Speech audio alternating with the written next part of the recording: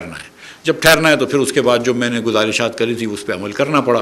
और नंबर एक था कि ये आपके पास डेट इज़ जो आपकी फॉरेन डेट की रीपेमेंट्स थी, it was much more than your reserves, so you have to borrow more money, and to borrow more money आपको सबसे पहले IMF के पास जाना पड़ा। अब आपने बात करी नुमान साहब, और आपने बहुत सही बात करी कि अल्लाह ताला की मेहरबानी से ये पाकिस्तान बहुत आगे निकल गया है। अगर आप भट्टी से शुरू हुए तो आज आप state of the art cement mills चला रहे हैं। आप कहाँ कपास के वो तार से बुलता था और आज कहाँ हमारी टेक्सटाइल मिलें और अच्छी अच्छी गारमेंट फैक्ट्रियाँ हैं। $20 बिलियन का हम एक्सपोर्ट करते हैं टेक्सटाइल का, माशाल्लाह बड़ा अच्छा है। 30 या 31 बिलियन का हम ओवरऑल एक्सपोर्ट करते हैं, वो भी ठीक है। मगर जो कौम, पूरी कौम 30 बिलियन का एक्सपोर्ट करे, उस कौम को फिर 80 बिलियन का इंपोर्ट करने के हक नहीं होना चाहिए। मैं सीधी बात कर रहा हूँ, ठीक है, मैं आपको लगी लिपटी नहीं दूंगा, सीधी सीधी बात कर रहा हूँ, ठीक है। आपका मुल्क $80 बिलियन का इंपोर्ट किया है और 31 बिलियन का एक्सपोर्ट किया है। 48.3 बिलियन का आपने ट्रेड डेफिसिट किया है। ये ट्रेड डेफिसिट सस्टेनेबल ही नहीं है। अब आप जो है ना, दुनिया आपको कर्ज नहीं देती है, देने को नहीं चाहती है। मैं आपको एक बात बताऊं, उसके बाद 30 बिलियन जो है हमारे ओवरसीज़ पाकिस्तानी भाई हमको मजदूर बेचते हैं तो 60 हो जाते हैं। 30 और 30 60 ही आ गए, उधर से 80 जा रहे हैं। 20 बिलियन का खसारा है, ठीक है। अब आपको थोड़े से FDI में आ जाएंगे, थोड़े से यहाँ ले लिए वहाँ ले लिए, बट अप्रॉक्सीमेटली 20 बिलियन का खसारा है। ये खसारा आप सस्टेन नहीं कर सकते। फिर मैं एक इकोनॉमिस्ट भी हूँ, तो मैं एज एन इकोनॉमिस्ट में ये चीज़ समझा था, सीखा था या पढ़ा था कि एक ग्रोइंग कंट्री होती है पाकिस्तान जैसी, डेवलपिंग कंट्री होती है, तो उसमें थोड़े से अगर बाहर से इन्वेस्टमेंट आ जाए या बाहर से पैसे आ जाएं तो उसमें कोई बुरी बात नहीं होती है। तो अगर थोड़ा सा करंट अकाउंट डेफिसिट हो 1.5% ऑफ GDP, 4, 4.5, $5 बिलियन तक, तो हम सस्टेन कर सकते हैं। लेकिन उसके पीछे भी एक थ्योरी होती है। वो थ्योरी ये होती है कि 2% आप GDP का करंट अकाउंट डेफिसिट रन कर लें, $6-7 बिलियन, क्योंकि वो आप इन्वेस्ट करते हैं और उससे आप जो प्रोडक्शन लेते हैं वो आपके इंटरेस्ट पेमेंट से ज़्यादा होती है। नवाज शरीफ के दौर में 2013 से 18 में हमने इस पाकिस्तान की बिजली डबल कर दी। 12,500 मेगावाट से ज़्यादा बिजली नहीं बन सकती थी पाकिस्तान में जब जून 5, 2013 को हमारी हुकूमत आई। जब हम छोड़ के गए तो 21-22 हज़ार बनती थी, और जो प्रोजेक्ट्स नवाज शरीफ लगा के गए थे वो जब कंप्लीट हुए तो आज पाकिस्तान में 25-25.5 हज़ार मेगावाट बिजली हम बना सकते हैं। हमने बिजली की कैपेसिटी डबल कर दी। क्या पाकिस्तान में इंडस्ट्रियलाइजेशन डबल हुई? क्या पाकिस्तान में एक्सपोर्ट डबल हुआ? क्या पाकिस्तान में एम्प्लॉयमेंट डबल हुई? हमने शादी के हॉल डबल कर दिए। मैं आपको सही बता रहा हूँ, सीधी सीधी बात है, हम आपस में बैठे हैं सब भाई बहन। हमने शादी हॉल डबल कर दिया, हमने चरागे कर दिया, हमने ये बत्तियों में जला दिया। हमारे पास डॉलर ही नहीं है। जो आपने बिजली लगाकर एक्सपोर्ट करना था, वो चीन ने बिजली लगाई तो उसने टी-शर्ट सी के दुनिया में भेजे। बांग्लादेश ने बिजली लगाई, बांग्लादेश बाहर से इंपोर्ट करता है बिजली, वो जीन्स बना के दुनिया भेजता है। हमने यहाँ पर एक बिजली लगाई, हमने शादी हॉल बना दिया। I will be very honest with you, $81 billion का इंपोर्ट पाकिस्तान नहीं कर सकता। उसी सूरत में कर सकता है अगर हम ज़्यादा एक्सपोर्ट करें। एक इंडस्ट्री है पूरे पाकिस्तान में, टेक्सटाइल, 2/3 नथिंग एल्स। और उसके अंदर भी we have actually chosen the wrong field. Home textile लेकर आए, जबकि 99% of textile in the world is fashion textile. अब थोड़े थोड़े लोग फैशन टेक्सटाइल में आ रहे हैं। So we have to also think, there is inward looking थोड़ी सी होनी चाहिए। हमको भी ज़रा सोचना चाहिए कि हम कहाँ जा रहे हैं। इकोनॉमिक्स में एक चीज़ होती है जिसको ट्विन डेफिसिट कहते हैं, कि बजट डेफिसिट जब आपका ज़्यादा होता है तो इवेंचुअली करंट अकाउंट डेफिसिट आपका ज़्यादा हो जाएगा। अगर आपका बजट डेफिसिट जो है 5,500 अरब रुपया होगा तो कहाँ से सर्विस होगा, कहाँ से डेफिसिट फिल होगा? हुकूमत ने अगर 5,500 अरब रुपया ज़्यादा खर्च कर दिया वफाकी हुकूमत ने, तो कहीं से पैसे लेके आएगी? वो पहले बैंकों के पास जाती है। बैंक के पास कहाँ से पैसे आएंगे? बैंक जो एक पर छोड़ देंगे, पैसे प्रिंट हो सकते हैं लेकिन उसका फ़ायदा फ़र्क नहीं पड़ेगा उससे। तो बैंक जो है वो आम लोगों के, आपके पैसे जो पड़े होते हैं बैंक में डिपॉजिट वो देती है, लेकिन जितना बैंक के पास, जो पाकिस्तानी जितनी सेविंग्स करते हैं उतनी पाकिस्तानी इन्वेस्टमेंट कर देते हैं। तो नेट सेविंग्स तो कोई है ही नहीं। We don't have any additional savings above than investment. Pakistan की नेशनल सेविंग्स 12% है, हिंदुस्तान की नेशनल सेविंग्स 31% है, बांग्लादेश की नेशनल सेविंग्स 32% है, श्रीलंका की नेशनल सेविंग्स 28% है, हम 12% पे माशाल्लाह खड़े हैं। कंजम्पशन बेस्ड सोसाइटी है, कंप्लीटली कंजम्पशन बेस्ड सोसाइटी है। फिर उसके बाद जो है आपने पाकिस्तान में बजट डेफिसिट 5,500 का किया, तो जाहिर है कि करंट अकाउंट डेफिसिट होगा, क्योंकि इधर Pakistanis have the money to give it to the government, because government has a voracious appetite for money. या अगर गवर्नमेंट को पाकिस्तानी लोग प्राइवेट सेक्टर नहीं दे रहे तो फिर वो फॉरेनर से बोरो करता है। And I can get into an economic lecture, लेकिन आई डोंट वांट टू। लेकिन ट्रस्ट मी कि वो फिर पैसे जो हैं वो बाहर से आते हैं, और एक्सपोर्ट माइनस इम्पोर्ट जो होता है ये basically foreigners giving their savings to Pakistanis. तो वो पाकिस्तान के अंदर सेविंग्स आ रही है। चाइनीज़ आदमियों ने पैसे बचाए, उन्होंने इधर पैसे बचा के पावर प्लांट दे दिया, आपको ख़रीद के दे दिया। अब आप वो कह रहे हैं कि हर साल आप 30 साल तक पैसे भरो तो उसको मुनाफा भी मिलेगा। आपने वो पावर प्लांट लिया और उस पावर प्लांट से हम प्रोडक्टिव कर लेते और एक्सपोर्ट बढ़ा लेते तो बहुत अच्छी बात थी। उस पावर प्लांट से हमने शादी हॉल लगा लिए, माशाल्लाह से घर अच्छे अच्छे बना लिए, सब कुछ कर लिया, प्रोडक्शन एक पैसे का नहीं बढ़ाया। तो Pakistan standing where it is. उसके बाद ये थोड़ी सी माजरत के साथ, लेकिन हमारा टैक्स टू जीडीपी 11.1% छोड़ के गए थे मुस्लिम लीग नून। मैं उस आखिरी 5 महीने में भी वज़ीर था। 11.1%। 3 साल तक पीटीआई की हुकूमत आई, 3 साल तक नीचे आता रहा टैक्स टू जीडीपी। इस साल तो खैर जीडीपी रीस्टेट हो गई है और ऊँची कर दी है, लेकिन अब इस वक्त मेरे ख्याल से 9% या 9.9% है टैक्स टू जीडीपी। दुनिया का कोई पाकिस्तान जितना सोफिस्टिकेटेड, कॉम्प्लिकेटेड, कॉम्प्लेक्स मुल्क, बड़ा मुल्क इतने कम टैक्स टू जीडीपी में नहीं रह सकता। ना इतना कम टैक्स टू जीडीपी में रह सकता है, ना इतना कम एक्सपोर्ट टू जीडीपी में रह सकता है। और मैं आपको सच बताऊं कि हमारा इंपोर्ट ज़्यादा नहीं है, हमारा एक्सपोर्ट बहुत कम है। सीधी बात है, there is 1 Sialkot, we need 10 Sialkots. Seriously आज अगर पाकिस्तान के अंदर हम टैक्स टू जीडीपी 15 कर लें और एक्सपोर्ट टू जीडीपी 15 कर लें तो आपकी हुकूमत को हर जगह जाके पैसे नहीं मांगने होंगे, जो हम करना पड़ता है। शर्मिंदगी की बात है लेकिन करना पड़ता है ये। फिर हम जो भी कह लें उसको, लेकिन हर जगह जाते हैं कि एक्सेलेंसी अब हमको ये एडवांस चाहिए, एक्सेलेंसी हमको वो एडवांस चाहिए। Nobody is willing to give you money and so we need to tax more. ये बात दुरुस्त है कि नए टैक्स पेयर्स निकालें। सर्विस सेक्टर से क्या टैक्स आता है? 51% पाकिस्तान में सर्विस सेक्टर है, देख लीजिए कितना टैक्स आता है। थोड़ी सी मेरी कोशिश थी रिटेलर के पर टैक्स करने पर, वो आपने देख लिया कि क्या हुआ। हम फिर भी इंशाल्लाह लेंगे। फिर उसके बाद सर्कुलर डेट्स हैं। मैं 2010 से सियासत के अंदर थोड़ा थोड़ा इन्वॉल्व होता हूँ, टेक्नोक्रेटिक की हैसियत से बाद या फिर पॉलिटिशियन की हैसियत से, वटेवर। 2010 से सर्कुलर डेट चल रहा है, उससे पहले से चल रहा होगा, और हर साल सर्कुलर डेट बढ़ता है। अब 2500 अरब रुपए का बिजली का सर्कुलर डेट है और 1500 अरब रुपए का गैस का सर्कुलर डेट है। सबको ये पता है issues have to be resolve, we are not resolving as an issue. जो भी मुश्किल फैसले, आसान फैसले जो भी करने, somebody has to do these things. You cannot just have the circular debt. SNGPL इस वक्त टेक्निकली बैंकरप्ट है, PSO टेक्निकली बैंकरप्ट है। जब उनको मतलब मर रहे होते हैं तो हम पैसे इंजेक्शन कर देते हैं, फिर वो चल जाते हैं। But this is no way to run the government.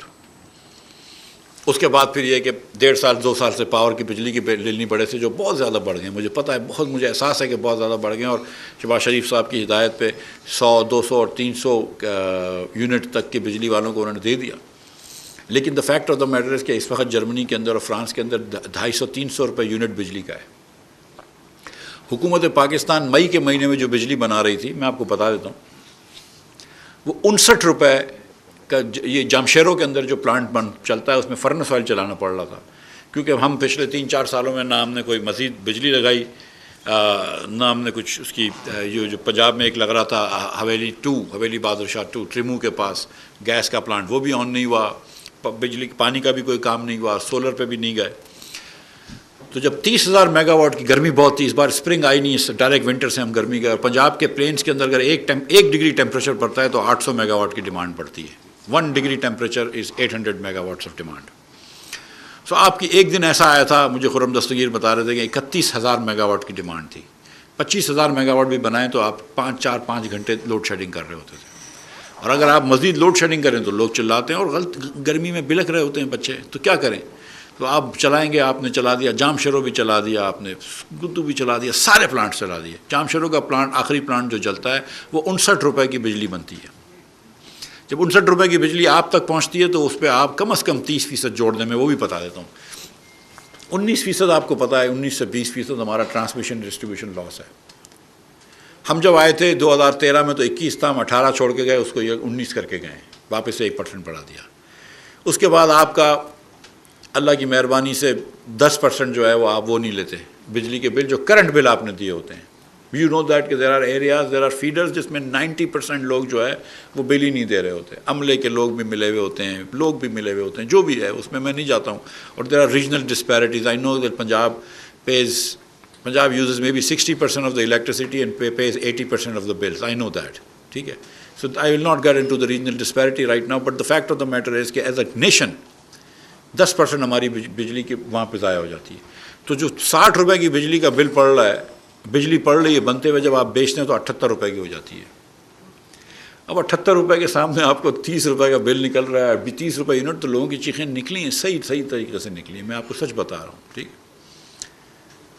और इसमें मैं आपको ऐसे ही बता रहा हूँ, आई शुड नॉट से दिस, लेकिन मैं कि इसमें कोई टैक्स नहीं है, मतलब कोई अजाफी टैक्स हमने नहीं लगाया है बिजली के मतलब. लेकिन ये सिर्फ फर्नेस ऑयल की कॉस्ट पास ऑन की है, एलएनजी की कॉस्ट पास ऑन की है. एलएनजी $40 का एलएनजी, एक शिपमेंट जो $34 की आती थी, अब $34 मिलियन का एक कार्गो आता था, अब $150 मिलियन का आने लगा. अब मजीद एलएनजी ले ही नहीं सकता हुकूमत पाकिस्तान.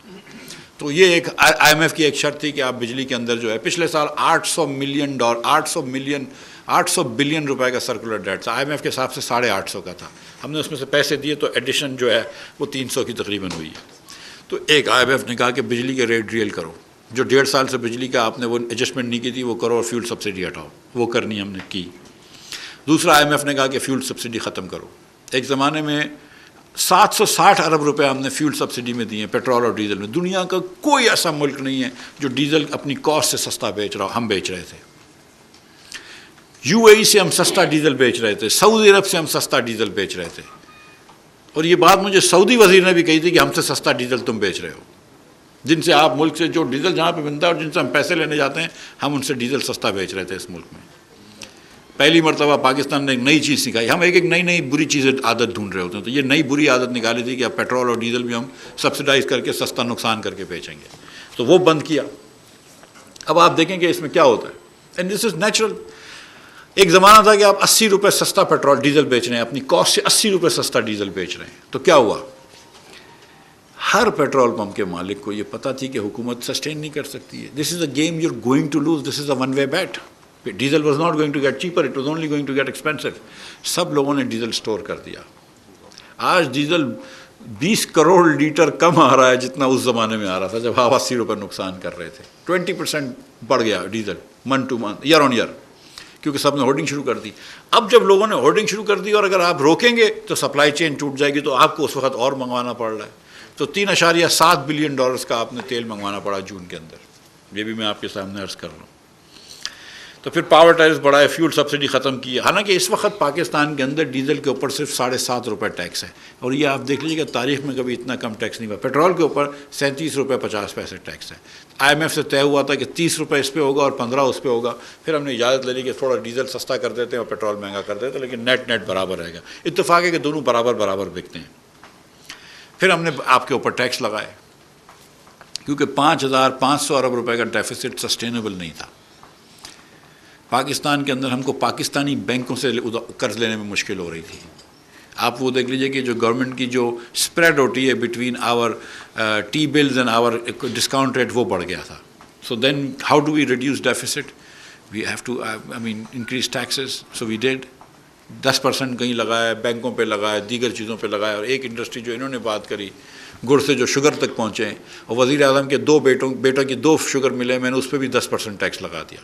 कोई थोड़ा बहुत इनाम मुझे मिलना चाहिए कि अपने बॉस की बेटों की फैक्ट्री पे भी मैंने टैक्स बढ़ाया. लेकिन ना बढ़ा. टैक्स बढ़ाने पे मुझे खुशी नहीं होती. मैं बिजनेसमैन हूँ, मैं सारी ज़िंदगी टेबल के उस साइड पे ही बैठा हूँ. ठीक है. I am not happy about increasing anybody's taxes, including my own taxes, but I did increase my own taxes. So I mean, you know, but there is no other choice. फिर उसके बाद जो अब आपने जो बात की है वो 2 बात करूँगा.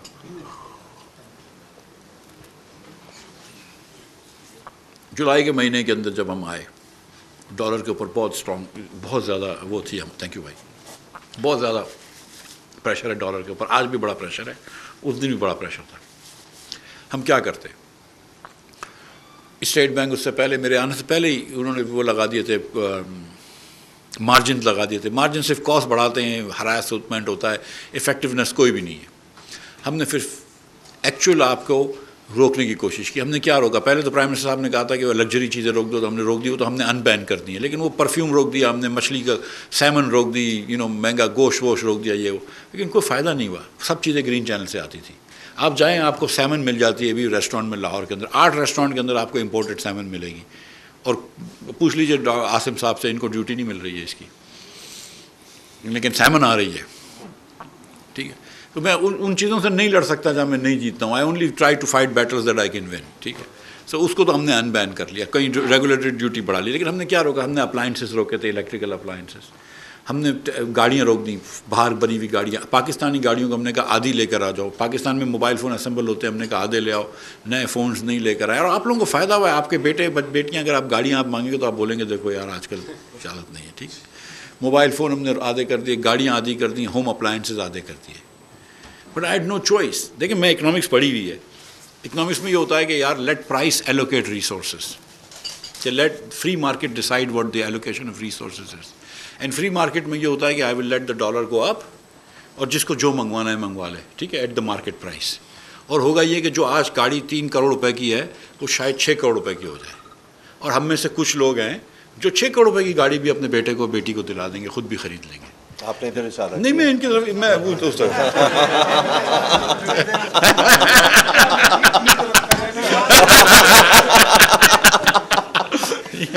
ठीक, हम में से कुछ लोग हैं। बहरहाल अब मैं ये हाथ ही बंद कर देता हूँ। लेकिन सच्ची बात यह है कि जब ये तो कुछ लोग तो ले लेंगे, कुछ चंद अमीर लोग पाकिस्तान में ले लेंगे, लेकिन कितने लोग हैं जो आटा नहीं खरीद सकेंगे? कितने लोग हैं जो खाने पीने का खुर्दनी तेल नहीं खरीद सकेंगे, तेल या घी नहीं खरीद सकेंगे? हम उनको प्राइस आउट थोड़ी कर देंगे मार्केट से। तो लिहाजा हमने कहा चलो वो एफिशिएंट सिस्टम वही है कि प्राइस से एलोकेट हो, लेकिन हमने बहरहाल कोटे लगाएं।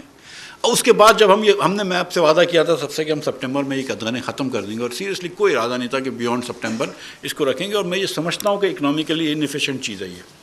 अभी भी मैं आ रहा हूँ इधर एक हस्पताल से, सलीम मेमोरियल ट्रस्ट हस्पताल से, शहजाद सलीम की, वहाँ पे एक्सपोर्टर्स मिल रहे थे, और मैंने उनसे माफ़ी मांगी है कि किसी भी एक्सपोर्टर को मैं नहीं रोकना चाहता हूँ, और जो मसाइल हैं वो हमको बताएं, हम उनको फ़ौरन खोल देंगे। और डॉक्टर इनायत जो हैं वो दिन रात बेचारे मेहनत करते हैं, और इनकी टीम पूरी दिन रात मेहनत करती है, और हम हर हफ्ते मीटिंग में बैठते हैं। I also sit on these meetings.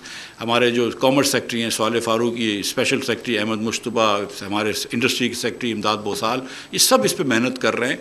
But the thing is कि ये should not be our decision कि कौन सी एलसी खुले कौन सी नहीं खुले। This should be your decision, it's your money. But at this point मैं आपको बता रहा हूँ कि इंपोर्ट की एलसियाँ मैं नहीं खोलने दे रहा हूँ। मैं मेरा बेटा जो है, ये हमारी एक सुंदर में मेरी चिप्स की फैक्ट्री है, उसको 2 कैटल्स ख़रीदनी है, 2 कैटल चिप्स बनाने के लिए। आई am not letting him do this, मतलब उसकी भी एलसी नहीं खुलेगी, वो लाइन में लगेगी और अब नहीं खुलेगी एलसी। ठीक है, एक्सपोर्टर्स की हर एलसी खुलेगी, एक्सपोर्टर्स के स्पेयर पार्ट्स भी आएंगे। हमने रूल्स भी कर लिए हैं कि आपको 84-85 में आपका 5% ऑफ योर एक्सपोर्ट वैसे ऑटोमेटिकली खुल जाएगा।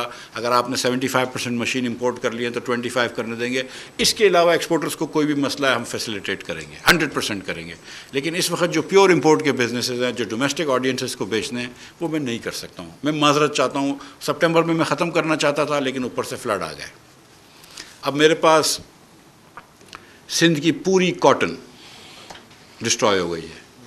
ठीक है, we will have to import this cotton. There is no way we are going to let our textile mills stand idle. We will supply them coal, we will supply them cotton, we will also supply them fuel. No matter what we have to do, we will also supply them gas and electricity, but we will definitely bring cotton. उसके अलावा आपका rice जो है उसका 2/3 इनका crop destroy हो गया है, 20% शुगर के इन क्रॉप डिस्ट्रॉय हो गया है। So we have gone through a lot of pain and we will continue to go through a lot of pain. हमारा फाइनेंस मिनिस्ट्री का एस्टिमेट कम से कम $18.5 बिलियन के लॉस का है। पाकिस्तान ब्यूरो ऑफ स्टेटिस्टिक्स ने कहा है कि सिर्फ प्राइवेट प्रॉपर्टी 30 बिलियन की ख़राब हुई है। 6500 किलोमीटर रोड डिस्ट्रॉय हो गए, जिसको हमको रीबिल्ड करना पड़ेगा। होपफुली आधे खर्चे में हो जाएंगे नए बनाने के। 246 ब्रिज टूट गए, 17 लाख मकान तबाह हो गए। और मुझे मुराद अली शाह साहब सिंध के चीफ मिनिस्टर कहते हैं कि अगर कच्चे मकान देखो तो सिंध के 30 लाख कच्चे मकान भी और चले गए, 10 लाख जानवर चले गए, 1300 इंसानी जाने, जिसमें 400 से ज़्यादा 480 में ख़ास 481 बच्चे शहीद हो गए। 6 लाख ख़वातीन हमारी बहनें, 6 लाख बहनें हमारी इस वक्त जो हैं वो हामला हैं और living under the skies, homeless. There are 2500 kids on average being born every day without any medical help. So I wanted to show you, अगर ये इस वक्त चला सकते हैं, एक वीडियो दिखा दूँ, फिर मैं आपसे उसके बारे में एक मिनट बात करूँगा। और मैं आपसे यहाँ पे गुजारिश कर रहा हूँ कि ये डॉक्टर इनायत भी हैं, मुझे पता है कि आपको चेयरमैन साहब से बहुत सवाल हैं, डॉक्टर इनायत से बहुत सवाल हैं, तो और चेयरमैन साहब की टीम भी आई है, हम सारे आपके सवालों के जवाब दे के जाएंगे इंशाल्लाह। लेकिन ये पहले देख लें, थोड़ी लाइट कम कर दो यार, लाइट पर।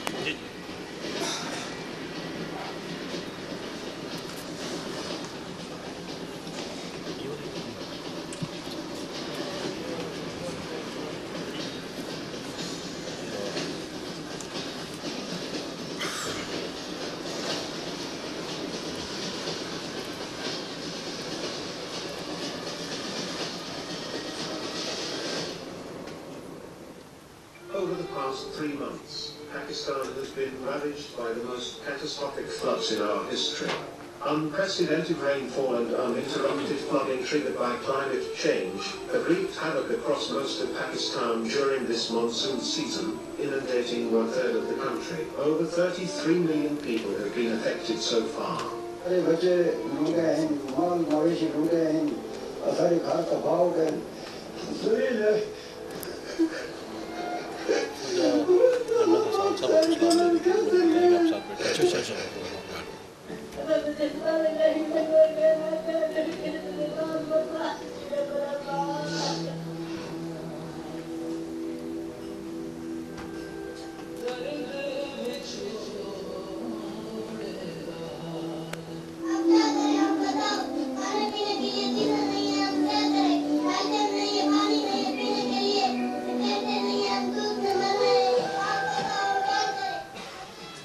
More than 1,300 persons have died, including 400 children. Over 12,000 people have been injured. Millions of people have been displaced.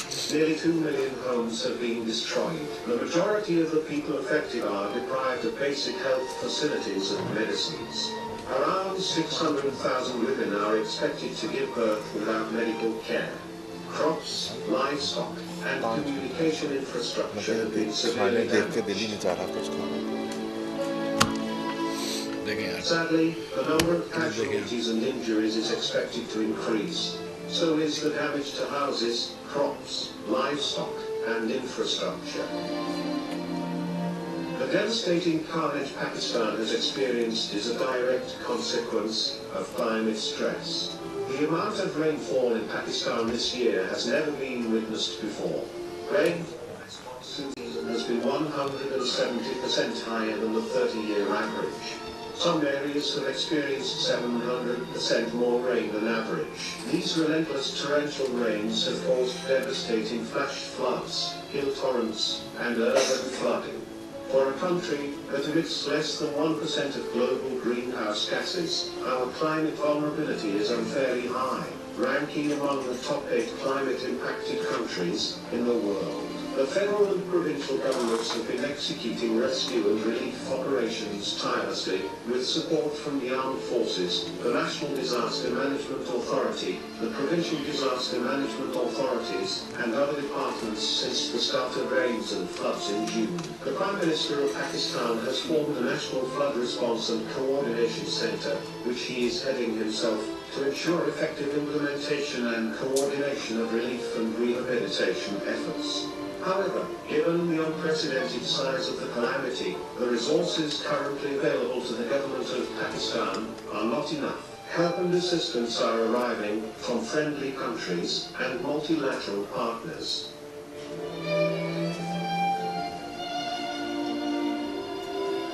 The NGOs are playing their part too.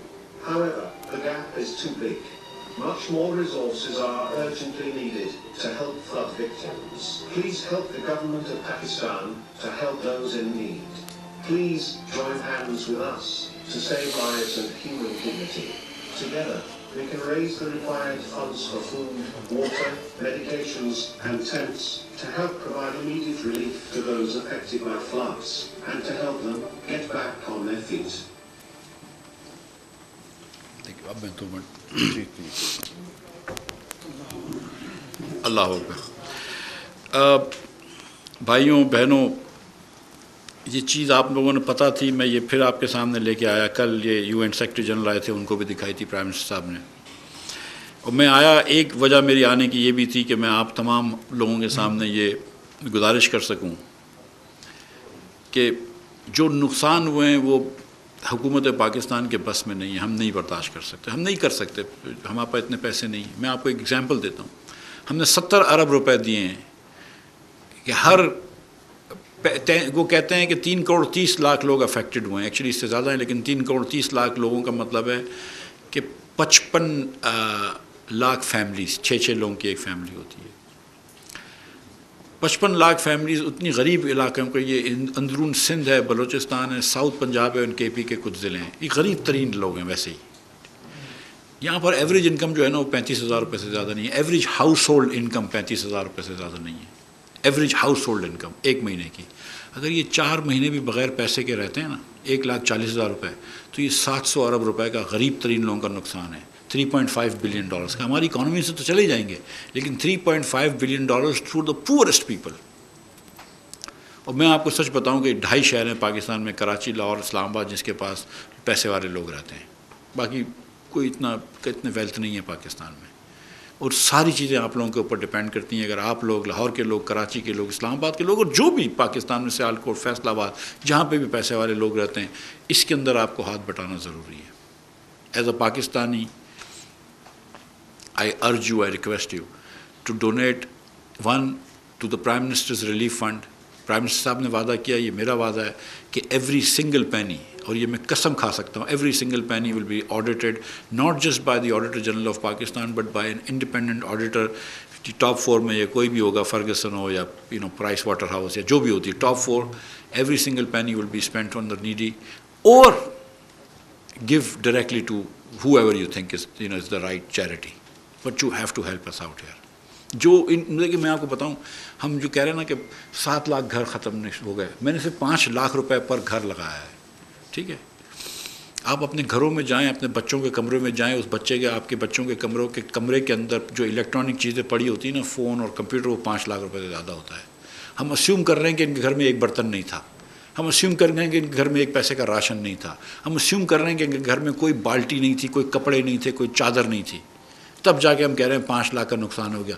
ये वो लोग हैं जिन्होंने साल के लिए 6 महीने के लिए कुछ दाने जमा कर रखे होते हैं, कुछ वीट जमा कर रहे होते हैं, वो धुल गया, वो बीज भी चले गए।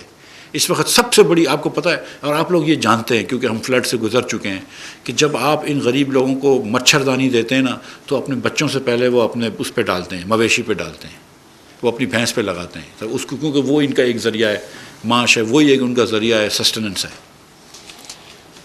उस वक्त वो मवेशी भी मर रहा है क्योंकि चारे के पैसे ही नहीं है और चारा ही नहीं है, तो हर जगह पानी आया हुआ है।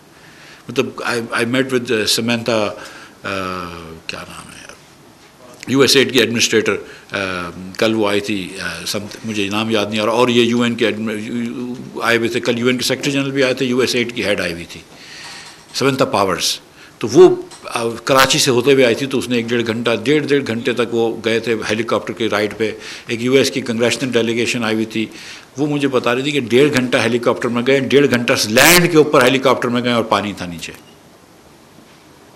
और आप रेलवे के, मैंने साद रफ़ीक ने मुझे दिखाए थे ट्रैक्स, यूँ बंद पे रेलवे जा रहा है, नीचे से सारी मट्टी निकली हुई है, वो पूरा मतलब सिर्फ ट्रैक लटक रहा है। तो पता नहीं कितने अरबों रुपए लगेंगे ट्रैक के, मैंने सिर्फ 13 अरब रुपए लगाए इस पर, ये 300-400 अरब रुपए लगेंगे रेलवे ठीक करने में, क्योंकि कराची टू सक्खर अब ट्रैक पूरा रिले करना पड़ेगा। इस वक्त वो पैसेंजर फ्रेट, उस पर पैसेंजर ट्रेन नहीं चला सकते, फ्रेट भी अभी बंद है, लेकिन उसको क्योंकि काटा है, क्योंकि पानी नहीं जा रहा, और पानी ऐसी जगहों पे चला गया जहाँ पे ग्रेविटी के नीचे, तो ग्रेविटी से भी नहीं जा रहा, सिर्फ सूख के जाएगा। So I urge you to please donate handsomely to the prime minister's relief fund and to this cause anyway. और मैं आपसे एक गुजारिश करता हूँ, जो मैं अपने भाइयों को भी कह चुका हूँ, और मैं तमाम बैंकर्स को कहता हूँ, सब कंपनियों को कहता हूँ, कि 1% of this years income. And एक और चीज़, कि जो आपकी कंपनियां हैं उसमें आप एम्प्लॉयज़ को पूछें ऑप्ट आउट स्कीम में, कि 1 day of employees salary, of all employees salary and 1% of your income, ये अगर आप लोग दे दें तो इस वक्त, मतलब मैं आपको बताऊँ, ये नुकसान जो है ना, ये मैं आखिर में 50-60 अरब रुपए का नुकसान होगा। 2-3 साल तक हमारी GDP इस पर डिप्रेस रहेगी, हमारी टेक्सटाइल इंडस्ट्री पे हम चाहें जितना भी असर आएगा उसका, हम मंगवा लेंगे, कॉटन मंगवा के देंगे, लेकिन असर आएगा, हमारी मईशत के ऊपर असर आएगा, क्राइम का मसला होगा, बहुत सारे मसाइल होंगे। लेकिन I mean and climate change का मसला ये कि this will have to be dealt with and we'll have to do better canals and better systems and all that, and maybe hill torrents जहाँ पे होते हैं पंजाब में, KP में, वहाँ पे से आबादियों को हटाना पड़ेगा। लेकिन इस वक्त हमको आपकी बहुत ज़रूरत है। So I will answer now all your questions about 84, 85. That's what I'm here for.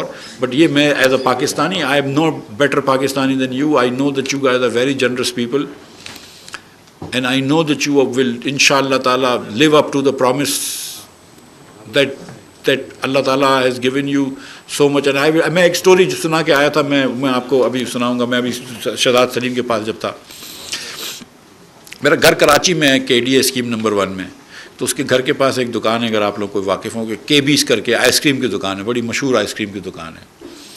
तो मेरी बच्ची छोटी थी, अब तो माशाल्लाह बड़ी हो गई है, लेकिन बच्ची बड़ी छोटी थी, मेरी 5-6 साल की थी, 8 साल की होगी शायद। तो मैं उसको आइसक्रीम खिलाने लग गया KB's पे, उनको बच्चे अच्छी बड़ी लगती थी उसको वो आइसक्रीम। तो मैं गाड़ी में बैठा था, बेटी के लिए आइसक्रीम ऑर्डर करी, वो थोड़ी सी खा रही थी, तो कोई बच्ची आई पैसे मांगने के लिए ना, फ़कीर की बच्ची बेचारी। तो मेरी बेटी मुझे बोलती है कि अबू why does everybody come to our car. तो मैंने कहा बेटा isn't it good that they come to your car and you don't have to go to her car. तो मेरी बेटी समझी नहीं कि what are you talking about. तो मैंने कहा बेटा you are sitting in this car only because you are my daughter, and to honestly I was sitting in that car only because I was my father's son, क्योंकि वो भी सेठ था, मेरा वालिद भी। एंड मेरी बच्ची कौन कॉम्प्रीहेंड द एज ऑफ 8 कि वो फ़कीर की बेटी और मेरी बेटी में वही फ़र्क था कि वो किसी फ़कीर के घर पे पैदा हुई थी और मेरी बेटी सेठ के घर में पैदा हुई थी। और आज हम जो यहाँ बैठे हैं, अल्लाह ताला की बहुत मेहरबानी है, we sit here by the grace of God, otherwise any one of us could have been there.